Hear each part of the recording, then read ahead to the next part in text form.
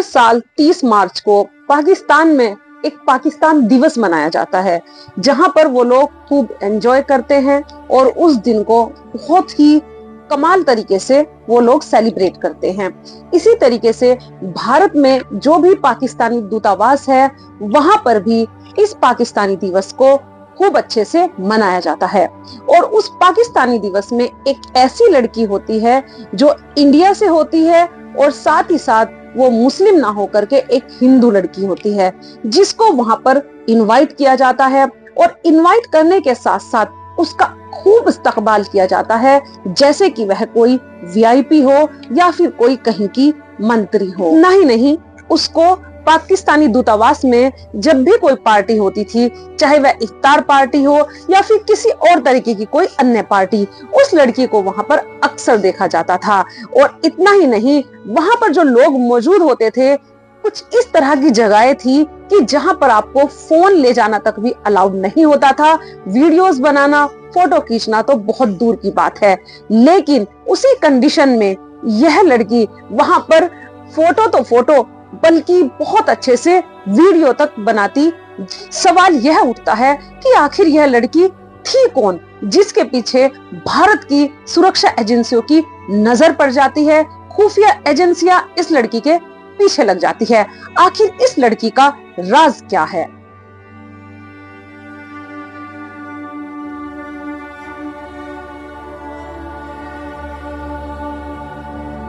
आइए जानते हैं इस लड़की के बारे में।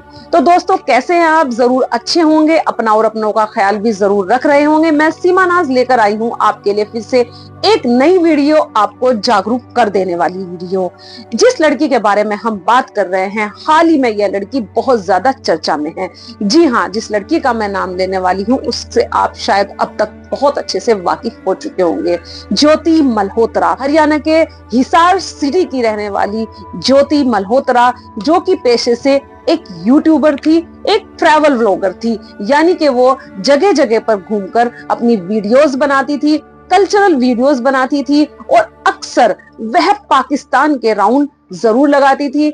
बल्कि वह कहीं ऐसे एक हफ्ता या 10 दिन या 5 दिन ऐसे रहकर नहीं आती थी, बल्कि महीनों के टूर उसके पाकिस्तान में लगते थे। और जो सबसे ज्यादा फेमस वीडियोस हैं उस लड़की की, वो सारी की सारी पाकिस्तान के ऊपर ही बनी हुई हैं, जिसमें उसके कम से कम 33 लाख तक व्यूज आए हुए हैं।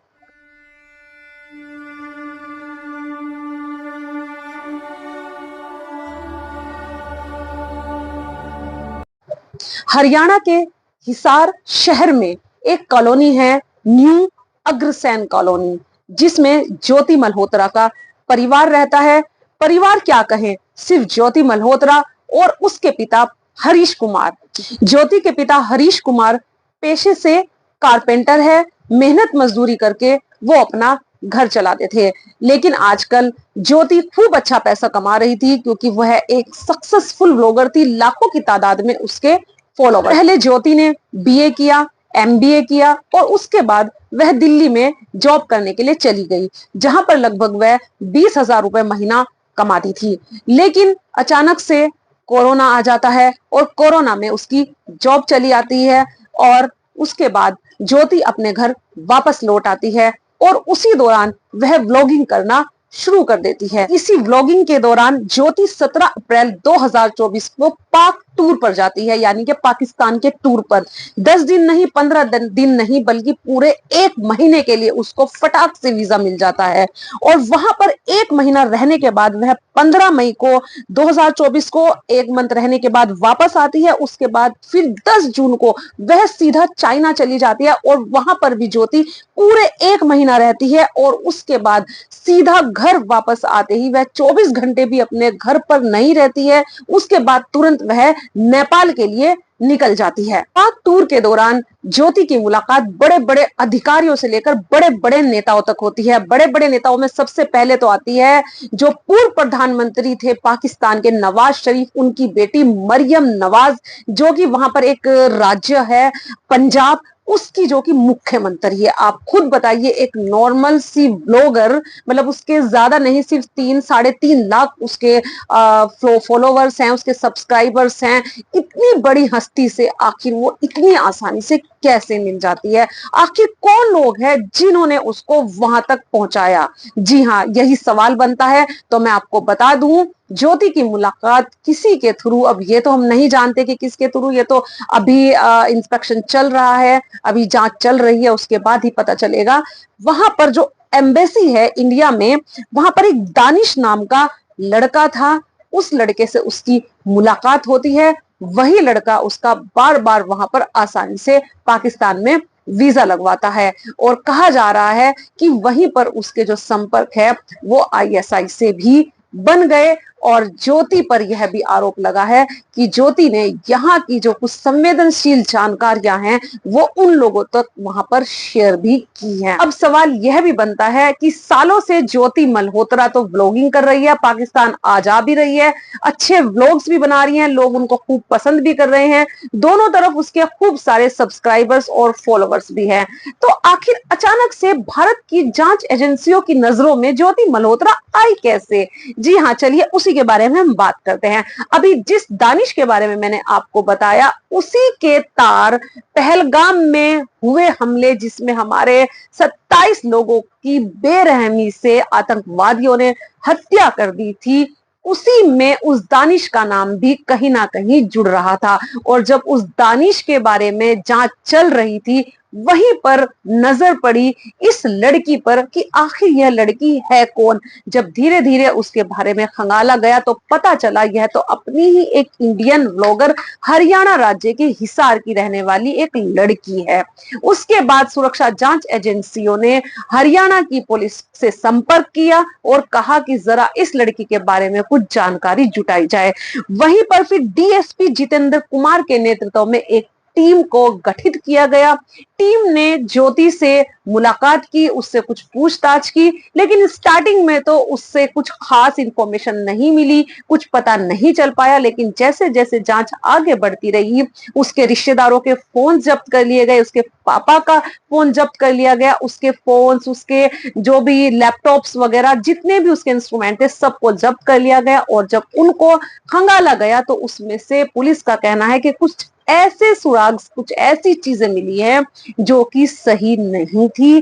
क्या मिला है, क्या नहीं मिला है, वह अभी पुलिस ने स्पष्ट नहीं किया है। लेकिन हाँ, इतना बताया है कि जो भी है वह ठीक नहीं था और भारत विरोधी था। इसीलिए ज्योति मल्होत्रा को गिरफ्तार कर लिया गया है और वह 15 मई से पुलिस रिमांड पर चल रही है। पुलिस ने यह भी बताया है कि ज्योति के फोन से राणा शहबाज और शाकिर के नाम की कुछ जरूरी जानकारियां मिली हैं, जिनके नंबर उसके मोबाइल में सेव थे और जिनको आईएसआई का एजेंट भी बताया जाता है। सबसे बड़ी बात यह है कि ज्योति ने राणा शहबाज का जो नंबर है वो उसके असली नाम से नहीं बल्कि जट रंधावा के नाम से सेव किया हुआ था, जिससे किसी को शक ना हो। तो ये बहुत बड़ा सवाल खड़ा होता है कि आप असली नाम से किसी का नाम क्यों सेव नहीं कर रहे हो। तो ये तो बाद में ही पता चलेगा कि आखिर ज्योति ने क्या सूचनाएं लीक करी हैं, क्या उसने किया है। तो ये तो अभी जब तक जांच कंप्लीट नहीं हो जाती तब तक कहना मुश्किल है। लेकिन फिर भी जांच एजेंसियों को और पुलिस को कुछ ऐसे पुख्ता सबूत मिले हैं जिससे ज्योति को गिरफ्तार किया गया है। और कहा जाता है कि ज्योति ने लिखित में अपना जुर्म को कबूल भी किया है। दूसरी तरफ ज्योति के पिता हरीश कुमार के भी कुछ सवालात हैं कि आखिर मेरी बेटी व्लॉगर है, अच्छे व्लॉग्स बना रही है, लोगों के बीच में इंसानियत का लोगों को पाठ पढ़ा रही है, उनके बीच अमन का पैगाम ला रही है, आखिर मेरी बेटी ने ऐसी कौन सी सूचनाएं लीक कर दी जो कि नहीं करना चाहिए थी? आखिर हमें भी तो पता चले। अगर वह पाकिस्तान का व्लॉग बनाने के लिए जा रही है, वहां पे उसको वीजा मिल रहा है, तो उस वीजा को मंजूरी देने वाली भी तो भारत सरकार ही थी। तो ऐसा क्या हो गया कि उसको वीजा एक बार मिल गया, 2 बार मिल गया? वो तो एक नॉर्मल यूट्यूबर है, उसकी बिल्कुल साफ छवि है, इसीलिए उसको बार बार वीजा मिला है। तो हरीश जी हैं जो उनके पिता ज्योति के, तो इस तरह के काफी सवाल कर रहे हैं और उनके सवाल भी वैसे तो कहीं ना कहीं जायज ही लग रहे हैं।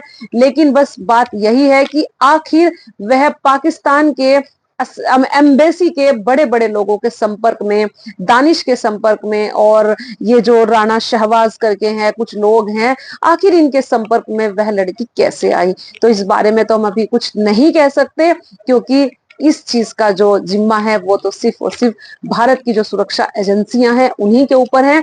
ना ही अभी हम ज्योति को मुजरिम बता सकते हैं और ना ही हम ज्योति को बेकसूर बता सकते हैं, क्योंकि अगर ज्योति ने ऐसा किया है तो उसने बहुत ही ज्यादा एक जघन्य अपराध किया है, अपने देश के साथ गद्दारी की है, जिसका हम पूरी तरीके से विरोध करते हैं। किसी भी कीमत पर उस लड़की का समर्थन नहीं करते हैं। तो दोस्तों, कैसी लगी आपको वीडियो, इसके बारे में मुझे फीडबैक जरूर कमेंट में दीजिएगा। बस आपसे चलते चलते यही कहना चाहूंगी, आप अपने बच्चों का पूरी तरीके से ख्याल रखें। आखिर उनके संबंध कहाँ हैं, कैसे हैं, किससे है? अचानक से जब आपके पास, आपके बच्चों के पास बहुत सारा पैसा आने लगे, तो आप उनका सवाल उनसे जरूर कीजिए, उनको सवालों के कटघरे में जरूर खड़ा कीजिए। तो आज के लिए बस इतना ही, मिलते हैं फिर अगली वीडियो में। तब तक आप लोग अपना, अपने परिवार का और अपने बच्चों का पूरा ख्याल रखिएगा। नमस्कार।